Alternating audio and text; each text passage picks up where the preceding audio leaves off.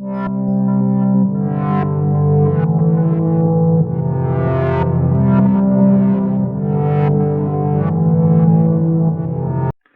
irmãos, bom dia a todos. Sejam bem-vindos à nossa escola bíblica. Hoje seguiremos com a nossa série de estudos do livro de Apocalipse. Estudaremos hoje o capítulo 2 do livro de Apocalipse, introduzindo assim a nossa análise às cartas enviadas às 7 igrejas da Ásia.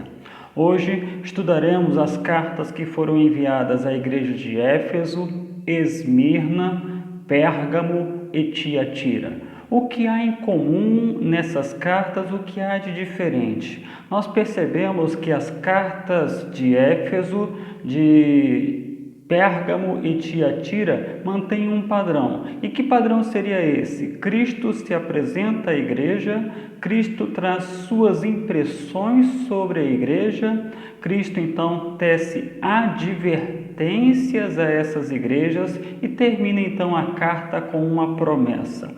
A Esmirna é a carta que destoa desse grupo. Por que motivo? Porque Cristo, nesta carta direcionada à igreja de Esmirna, ele se apresenta à igreja, ele não tece nenhuma impressão de crítica àquela igreja. Pelo contrário, ele encoraja a igreja diante da dificuldade que estavam passando e termina a carta com uma promessa.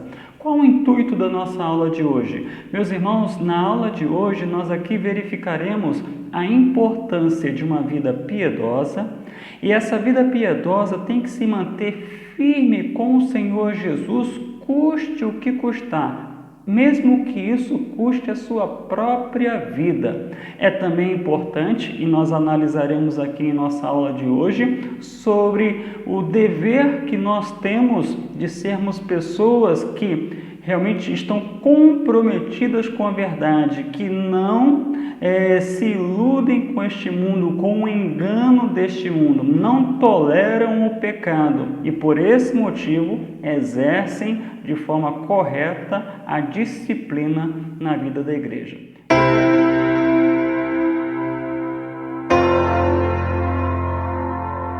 A primeira carta que aqui estudaremos é a carta à igreja de Éfeso. A cidade de Éfeso era uma cidade muito rica, que foi por muito tempo um importante centro comercial da Ásia Menor. Essa cidade era também profundamente religiosa. Era lá que se encontrava o templo à deusa Diana. Como que Cristo se apresentou à igreja da cidade de Éfeso? Vejamos aqui, no capítulo 2, versículo 1, assim diz o Senhor: estas coisas diz aquele que conserva na mão direita as 7 estrelas e que anda no meio dos 7 candeeiros de ouro. Cristo se apresenta como aquele que cuida da igreja, como aquele que tem os seus pastores em suas mãos. A visão era muito importante porque a igreja de Éfeso estava travando um grande combate com a heresia, com os falsos apóstolos que se disseminavam por aquela região, trazendo consigo mensagens que nada tinham a ver com o Evangelho. E a igreja de Éfeso era uma igreja combativa, era uma igreja atuante na obra de defender a mensagem do Evangelho. Cristo se apresenta, portanto, a esta igreja como aquele que tem os pastores em suas mãos e não apenas está no meio da igreja, mas ele está se movendo no meio da igreja, ele está agindo no meio da igreja. No entanto, Cristo faz algumas críticas à igreja de Éfeso, algumas críticas positivas, outra negativa. As críticas positivas que Cristo fez à igreja de Éfeso, você pode perceber nos versículos 2 e 3 do capítulo 2 do livro de Apocalipse, onde ele diz o seguinte: conheço as tuas obras, conheço o teu labor, conheço a tua perseverança, sei que você não pode suportar homens maus.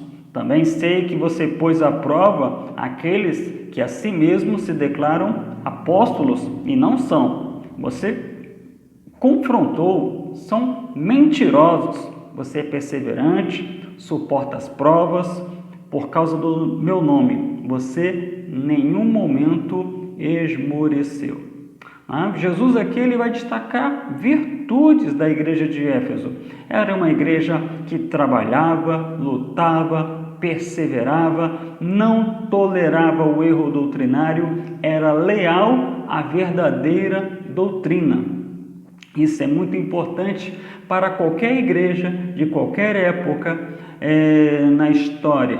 Ela precisa ser sempre uma igreja ativa, engajada, uma igreja fiel. No entanto, aqui o Senhor Jesus tece uma crítica que foi uma advertência àquela igreja, né? De algo que precisava ser trabalhado, de algo que precisava ser resolvido. Qual era o grande problema da igreja de Éfeso? Capítulo 2, versículo 4. Tenho, porém, contra ti que abandonaste o teu primeiro amor. O que viria a ser esse primeiro amor ao qual o Senhor Jesus aqui se reporta à igreja de Éfeso? Igreja que era trabalhadora, perseverante, fiel, mas lhe faltava o primeiro amor. O primeiro amor, meus irmãos, era a falta de devoção a Jesus Cristo. Faltava àquela igreja piedade, dedicação ao Senhor. Os anos se passaram e aquela igreja que no seu início, por causa da mensagem do Evangelho, agiu de forma radical, queimando os seus livros de feitiçaria, conforme está descrito no capítulo 19 do livro de Atos, essa igreja, à medida que os anos foram se passando, ela se manteve fiel doutrinariamente, mas a sua piedade, o seu ardor, a sua devoção a Cristo foi se esfriando. Segundo o pastor Hernandes Dias Lopes, no seu comentário do livro de Apocalipse, a igreja de Éfeso era uma igreja na sua doutrina fiel, porém na sua prática ela era uma igreja herege. A importância a lição que nós aprendemos aqui com a igreja de Éfeso é da importância de que a doutrina que nós defendemos seja algo aplicado no cotidiano da nossa vida, porque sermos pessoas que conhecem a teologia, sermos pessoas que têm uma teologia saudável, mas que não se reflete no dia a dia, numa vida piedosa, numa relação com Cristo e com os nossos irmãos, uma relação baseada no amor, se não há esse reflexo, de nada adianta todo o nosso conhecimento teológico. É preciso devoção a Cristo. E essa devoção precisa ser exposta nas nossas relações interpessoais. Mas Jesus Cristo tinha, então, aqui uma advertência a esta igreja. Diante do exposto de que a igreja precisava voltar ao primeiro amor, ele fala então para esta igreja: lembra, pois, de onde caíste, arrepende-te e volta à prática das primeiras obras. Volta àquele ardor do início da igreja, aquela dedicação. Continuem firmes na fidelidade, continuem firmes no trabalho, na luta, na perseverança, mas façam isso movidos pelo amor a Cristo, pelo amor à igreja, e não simplesmente por uma questão de dever cumprido. Porque se isso não acontecesse, segundo o Senhor Jesus, aquela igreja deixaria de existir naquela região.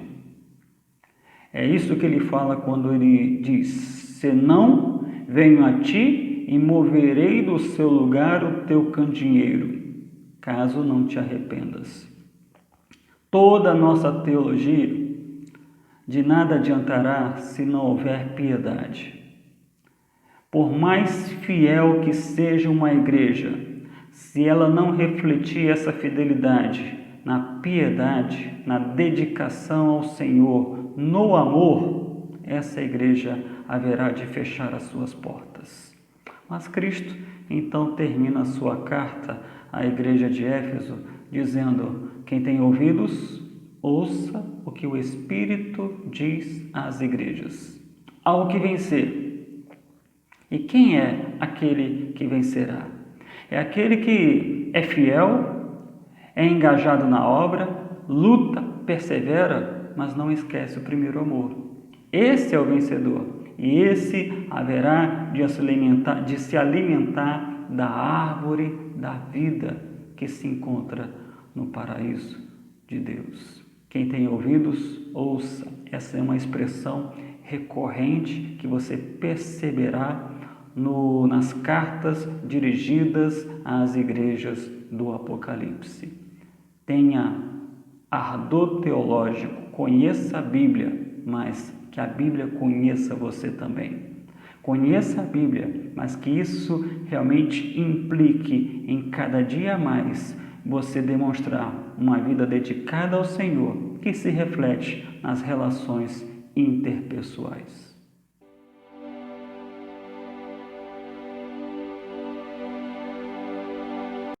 A segunda carta a ser analisada aqui em nossa aula de hoje é a carta à igreja de Esmirna. A cidade de Esmirna ficava nas encostas do mar Egeu. Era uma cidade rival da cidade de Éfeso. Era considerada naquela região como a primeira cidade da Ásia em beleza e tamanho. Possuía belas paisagens. Na sua parte superior, os seus edifícios eram esplêndidos, que davam um formato de uma coroa, ao qual ficou conhecida como a Coroa de Esmirna.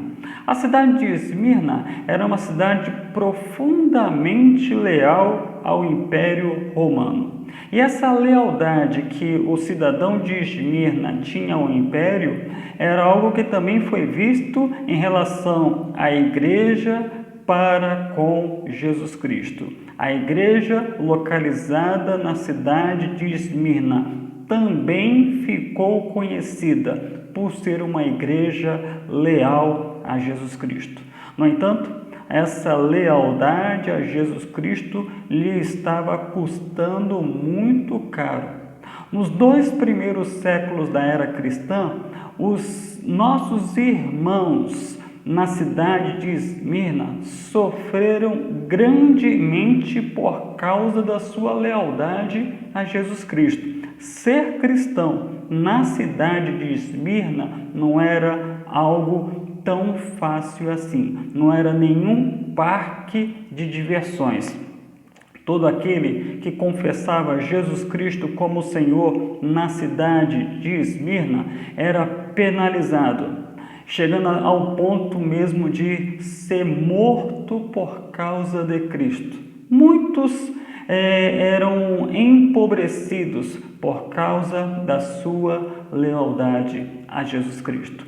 E essa igreja, vivendo num contexto como este, como é que Cristo se apresenta a eles? Vamos aqui analisar capítulo 2, versículo 8 do livro de Apocalipse. Cristo se apresenta à sua igreja na cidade de Esmirna.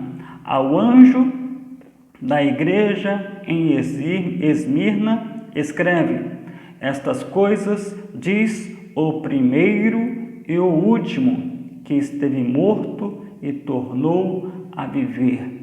Cristo se revela a uma igreja sofrida como aquele que é o vitorioso, como aquele que é o soberano Senhor. Essa mensagem era importantíssima para os nossos irmãos ali localizados naquela cidade, em que estavam sofrendo perseguições por causa da sua lealdade a Cristo. A intenção de Jesus ao se apresentar a eles, dizendo que ele é o primeiro e o último, o que esteve morto e tornou a viver, não era causar pânico ou medo na igreja. Como às vezes as pessoas olham para hoje o livro de Apocalipse e pensam que é um livro realmente que tem a intenção de causar medo. Não. Jesus estava se apresentando à igreja para trazer paz, para trazer conforto, para trazer encorajamento a um grupo de irmãos leais a Ele. E como é que Cristo encoraja a sua igreja em Esmirna? Olhe o versículo 9. Conheço a tua tribulação, a tua pobreza, mas tu és rico, e a blasfêmia dos que a si mesmos se declaram judeus e não são, sendo antes sinagoga de Satanás. Os crentes em Esmirna, meus irmãos, estavam passando por uma situação de extrema pobreza. Eles não eram aquele pobre que tem as suas necessidades supridas. Não. O que acontecia com eles é que eles estavam abaixo da linha da pobreza justamente por causa da sua fidelidade ao Senhor. As portas da coroa de Esmirna estavam se fechando para eles, num ato movido até mesmo pelos judeus da cidade, porque odiavam a Cristo e odiavam os seguidores de Jesus Cristo. Tanto é que Jesus apresenta a estes que se achavam filhos de Deus como uma sinagoga de Satanás. A igreja em Esmirna, ela passava por lutas intensas, pobreza, fome, prisão e até mesmo a morte. Mas, diante desse contexto, Jesus se apresenta a eles e diz no versículo 10, não temas as coisas que tens de sofrer. Eis que o diabo está para lançar em prisão alguns dentre vós, para ser dispostos à prova, e tereis tribulação de 10 dias. Sê fiel até a morte, e dar-te-ei a coroa da vida. Qual era a mensagem de Jesus para a igreja? Eu sei o que vocês estão passando. Ainda que pobres, em Cristo vocês são ricos. Pobres socialmente, numa situação de extrema penúria, mas espiritualmente vocês são ricos. Vocês vão ser levados inclusive para as prisões por causa de mim. Passarão por um tempo de aperto, mas isso será uma prova. Ela não durará para sempre. A ideia de tribulação de 10 dias, a expressão 10 dias era um tempo que terminará. Não é para sempre. Tem início, meio e fim.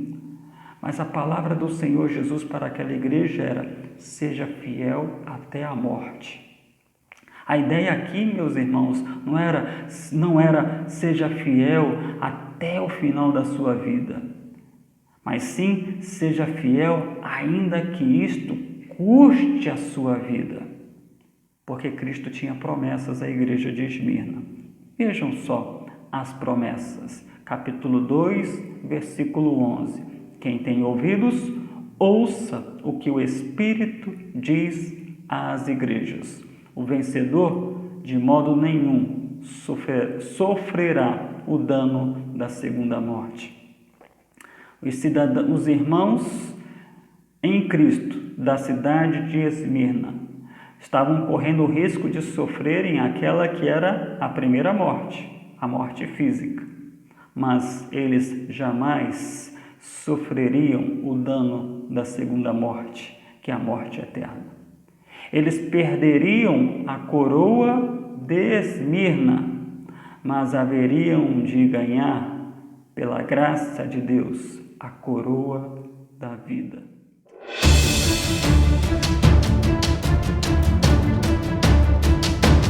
A terceira carta que estudaremos aqui é a carta escrita à igreja de Pérgamo. A cidade de Pérgamo era uma importante cidade da Ásia Menor. Ela fora a capital do Império Romano naquela localidade e também fora um local onde havia o centro do culto ao imperador. A cidade de Pérgamo, além do culto ao imperador, ela também adorava Esculápio, conhecido como o deus da cura. Era uma cidade rica em sua cultura. Lá se encontrava uma das melhores bibliotecas da antiguidade. E foi também em Pérgamo que se desenvolveu o pergaminho, que foi usado pela primeira vez como material de escrita. Como Cristo se apresentou à igreja localizada nesta cidade chamada Pérgamo. Diz assim a palavra do Senhor no versículo 12: Estas coisas diz aquele que tem a espada afiada de 2 gumes. Jesus se apresenta à igreja de Pérgamo como aquele que tem a espada afiada de 2 gumes.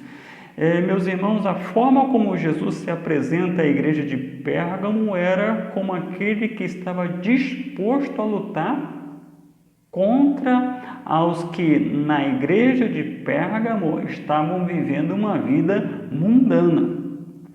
Porque Cristo conhecia perfeitamente a igreja, assim como a cidade de Pérgamo. Vejam só a análise que ele faz da igreja e da cidade. Conheço o lugar em que habitas, onde está o trono de Satanás, e que conservas o meu nome, e não negaste a minha fé. Ainda nos dias de Antipas, minha testemunha, meu fiel, o qual foi morto entre vós, onde Satanás habita.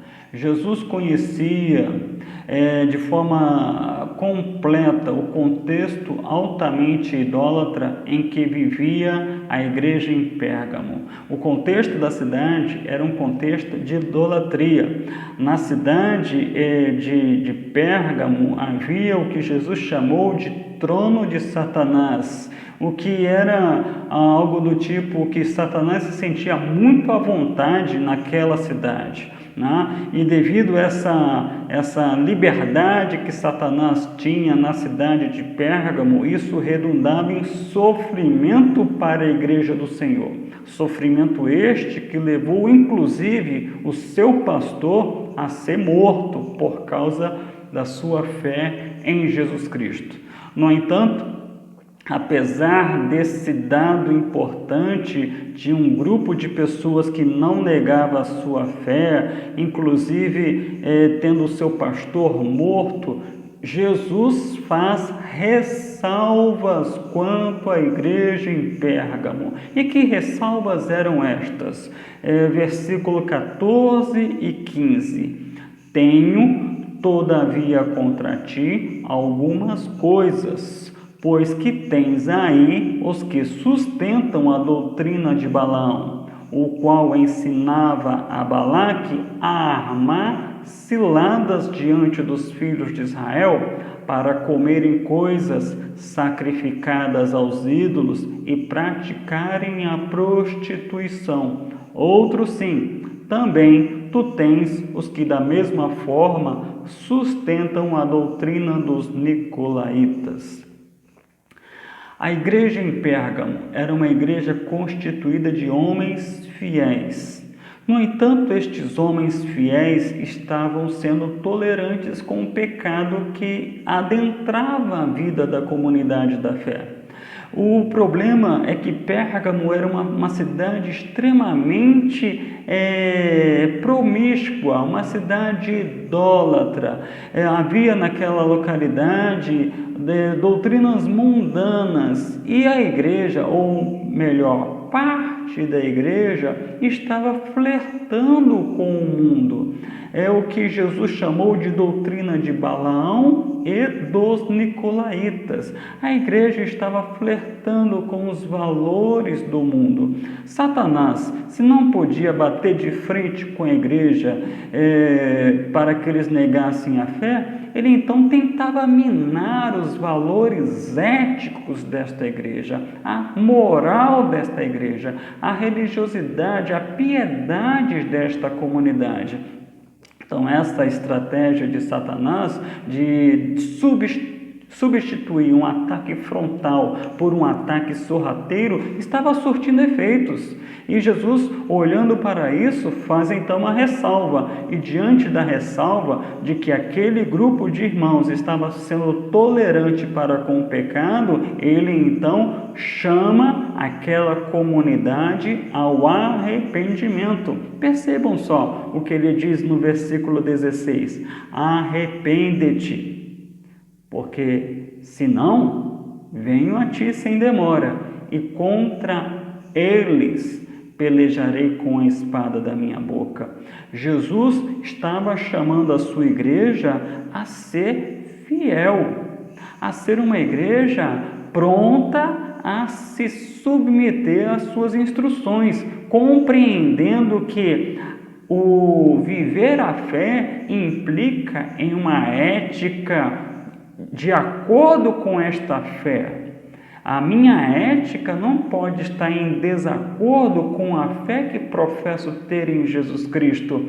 Então, segundo o Senhor Jesus, cabia à igreja de Pérgamo o arrependimento, uma mudança radical de mente, de forma que não consentissem mais com o pecado, com o erro, mas houvesse uma tristeza, um entendimento de que aquilo estava errado, uma tristeza por aquilo que estava acontecendo dentro da comunidade e um rompimento com aquele tipo de comportamento. Ou seja, havia a necessidade daquela igreja haver disciplina, haver um comportamento corajoso de disciplina, de sorte que aquilo que fosse mundano pudesse ser realmente objeto de correção, inclusive, se necessário for, com o desligamento daqueles que persistissem em cometer o erro, porque se isso não acontecesse, era o Senhor quem haveria de corrigir com a espada da sua boca. Mas o Senhor Jesus tinha promessa aos fiéis, tinha promessa à sua igreja. E que promessas eram essas? Ao vencedor, versículo 17, dar-lhe-ei do maná escondido, bem como lhe darei uma pedrinha branca. A ideia era a seguinte: renuncie o sacrifício dos ídolos, porque o que eu tenho para te oferecer é o maná de Deus, é o pão dos céus, que é um pão que esse mundo não compreende, mas é revelado ao seu povo. E eu também lhe dou uma pedrinha branca, e sobre esta pedrinha escrito um nome novo, o qual ninguém conhece, exceto aquele que o recebe. Esta pedrinha branca, meus irmãos, em última análise, ela nos remonta à ideia de que nós teremos uma relação de intimidade com Cristo que persistirá no mundo por vir. E é esse o motivo, por esse motivo, que nós deveríamos nos manter firmes sob as instruções de Jesus Cristo, porque Ele nos concede um pão dos céus e Ele nos concede uma relação de intimidade com Ele que começa aqui, mas não termina aqui. Ela vai até o mundo vindouro. E diante desse contexto, cabia à igreja manter-se fiel a Cristo, não tolerando o pecado.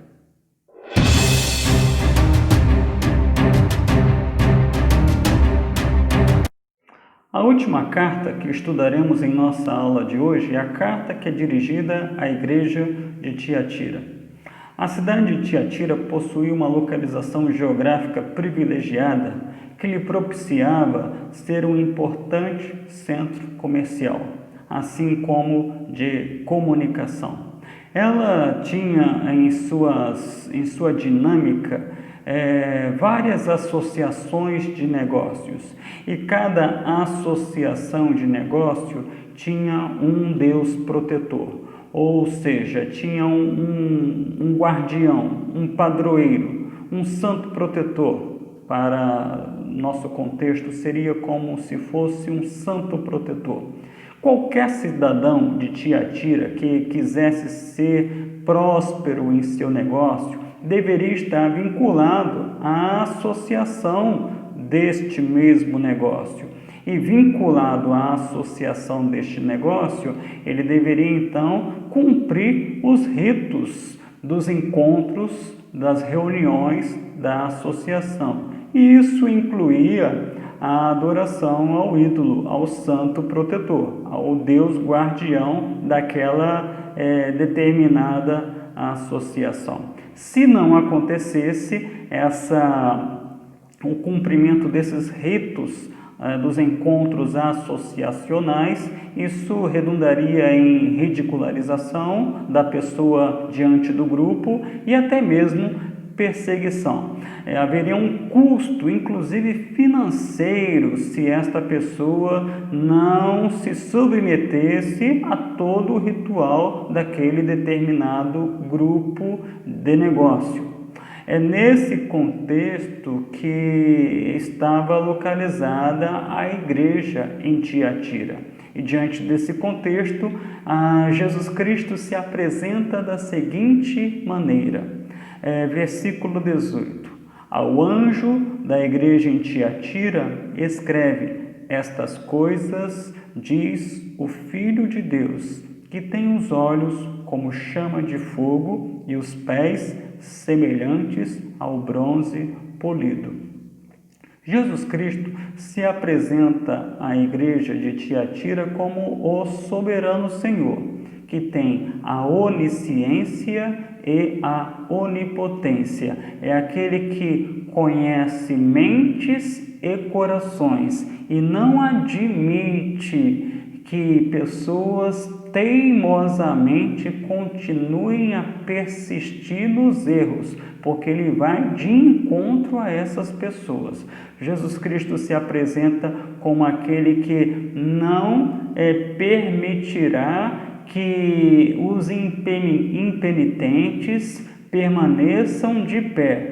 Ninguém, meus irmãos, que é punido pelo Senhor pode se queixar de injustiça, porque o Senhor Jesus, quando Ele pune, Ele está agindo de acordo com aquilo que na onisciência dEle, Ele é o único capaz de penetrar no mais íntimo de nosso ser, conhecendo então os desejos do nosso coração. No entanto, Cristo se apresenta de uma forma realmente poderosa para aquela igreja, mas ele inicia as suas impressões fazendo elogios. E que elogios seriam esses à igreja de Tiatira? Vejam só, versículo 19. Conheço as tuas obras, o teu amor, a tua fé, o teu serviço, a tua perseverança e as tuas últimas obras, mais numerosas do que as primeiras. Meus irmãos, Jesus Cristo via naquela igreja uma melhora gradativa. A cada dia, aquela igreja melhorava nas obras, melhorava no amor, melhorava na fé, melhorava no serviço, melhorava na sua perseverança. Mas havia um problema.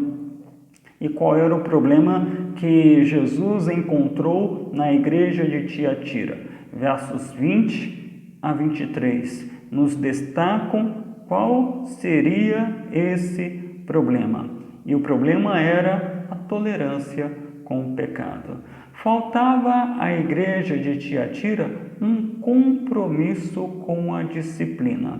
Segundo Jesus, havia naquela igreja uma mulher que se dizia profetisa, né? E essa mulher, ela nos faz até lembrar daquela rainha do Antigo Testamento, esposa de Acabe, Jezabel, que perseguiu inclusive o profeta Elias. E essa mulher, que se dizia profetisa, ela queria seduzir o povo de Deus a viver uma vida imoral e idólatra. Com os seus ensinos, ela aguçava o apetite desenfreado do velho homem, da velha natureza, que infelizmente ainda persiste em nossos corações. Não é à toa que, por exemplo, o apóstolo Paulo diz para nós nas suas cartas: foge, evita, despoje-se, porque, meus irmãos, nós ainda estamos convivendo com o velho homem e a igreja estava tolerando esse tipo de ensino, que estava assumindo o púlpito da igreja, que estava assumindo a direção da igreja, onde unia um contexto, um pano de fundo em que a pessoa, para poder progredir, ela deveria se adequar aos ritos da sua respectiva associação, e ela ouve na igreja dela de que podia fazer isso, então ela se entregava a esse contexto. Apesar de ser uma igreja com fé, uma igreja com obras, uma igreja com perseverança, no entanto, ela era tolerante com o pecado.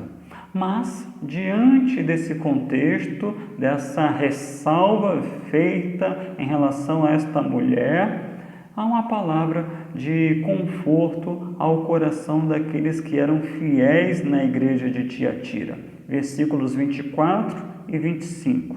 Digo, todavia, a vós outros, os demais de Tiatira, a tantos quantos não têm essa doutrina e que não conheceram, como eles dizem, as coisas profundas de Satanás. Outra carga não jogarei sobre vós, tão somente conservai o que tendes até que eu venha. A ideia era: permaneçam fiéis. Cristo apenas esperava que a sua igreja permanecesse firme em sua disposição de manter-se pura, de manter-se incontaminada diante da idolatria, da imoralidade sexual, tão comum na sua cidade e também na região. A eles não seria atribuída nenhuma responsabilidade se eles se mantivessem firmes, não sendo tolerantes com o pecado. E qual era a promessa que Jesus faria então a eles? Versos 26 a 29. As promessas eram: se o mundo vai ridicularizar vocês, se o mundo vai perseguir vocês porque vocês estão sendo fiéis a mim, se vocês vão perder dinheiro neste mundo, justamente porque vocês não querem se adequar aos moldes deste mundo, o que eu digo para vocês é que em Cristo, vocês, por causa da fidelidade a Cristo, vocês haverão de julgar o mundo juntamente com Ele na sua segunda vinda. Vocês hoje são ridicularizados, vocês hoje são perseguidos, mas o que está sendo destinado a vocês no mundo vindouro é nada mais, nada menos do que o próprio Cristo. Portanto, nada nesse mundo se compara a Jesus Cristo.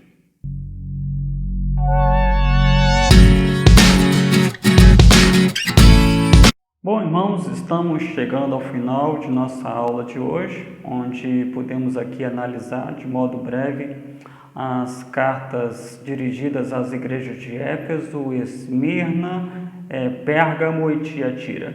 E gostaria de, então, finalizar deixando algumas aplicações práticas para o nosso dia a dia.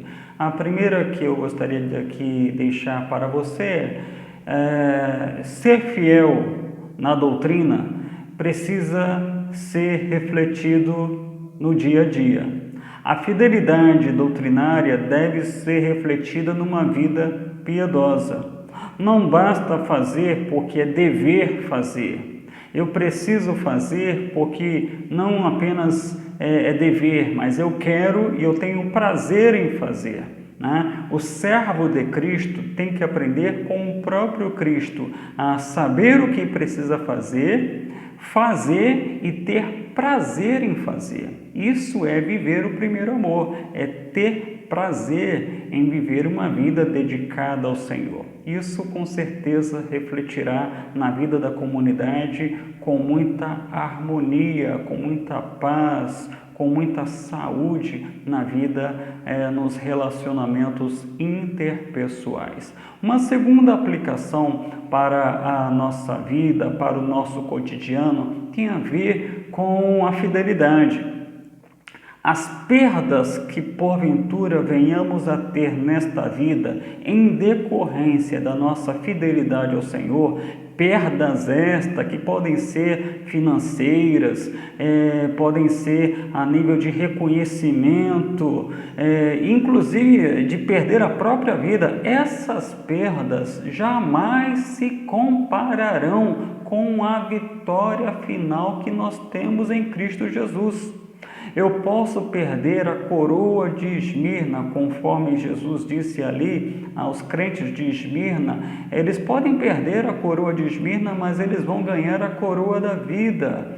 Nós podemos perder tudo neste mundo, mas nós não podemos perder o nosso amor e a nossa fidelidade ao Senhor Jesus Cristo. E por fim, diante do erro, diante dos equívocos deste mundo, dos princípios e valores deste mundo que tentam, inclusive, de forma sorrateira, penetrar na vida da igreja, é preciso que eu e você nos posicionemos dizendo: isso aqui é verdade, isso aqui é engano, isso aqui é evangelho, isso aqui é mundano. Porque eu e você não podemos ser cúmplices de um erro. O pecado sempre foi pecado. A vida cristã, ela me propicia. Uma vez que eu conheci a Cristo, eu recebi uma nova vida. Essa nova vida me leva a viver novos hábitos. O Apocalipse, ele é um chamado ao consolo e paz, mas também é uma advertência para nós, Igreja do Senhor, sobre a importância da ética na vida cristã, porque é assim que eu e você somos conhecidos como verdadeiros adoradores do Senhor. O que nós professamos tem que ser visto em nossa vida, em seu cotidiano.